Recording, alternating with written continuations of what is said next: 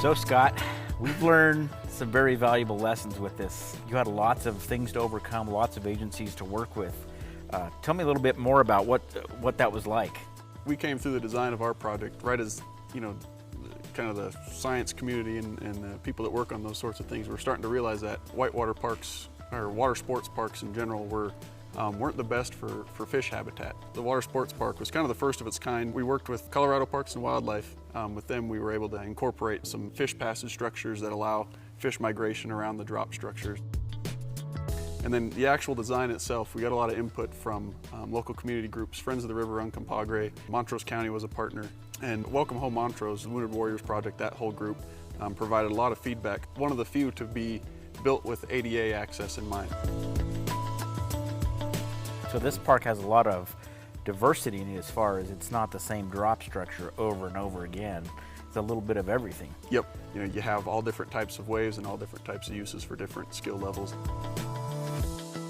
Now, we learned some other lessons after our Funk Festival that there's some other amenities that we need to concentrate on. Can you speak to any of those that we probably need to work on to make it just a little bit more friendly to the kayaker? Yeah, so from basic things like restroom amenities and things like that we'll be improving on, but also just improving the trails around it, improving input and takeouts upstream and downstream of the park. You know, not be able to just raft the water sports park, but to be able to raft through the rest of town.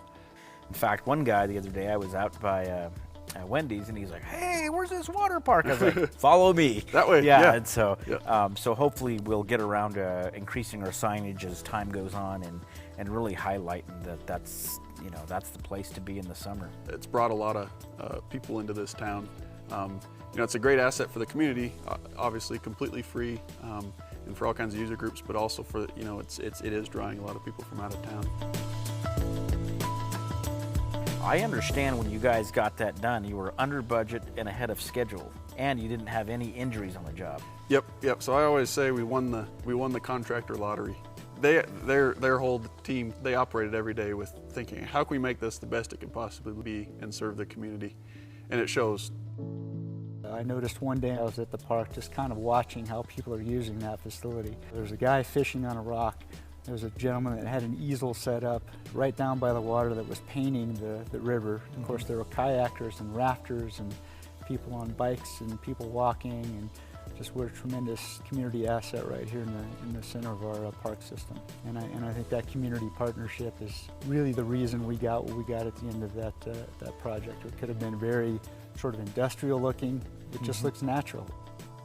I think the flat sandstone boulders is what kind of set that off. I mean, it was designed round boulders, but we had an opportunity to use some flat sandstone that kind of give us the terrace look and just seating for the spectators.